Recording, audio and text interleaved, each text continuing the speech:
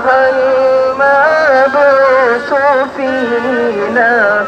جئت بالأمر المطاع جئت شرفت المدينة مرحبا يا خير داع طلع البدر علينا من ثنيات الوداع وجب الشكر علينا ما دعا لله ربنا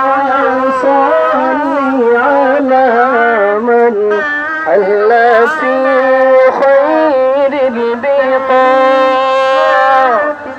واصبر الستر علينا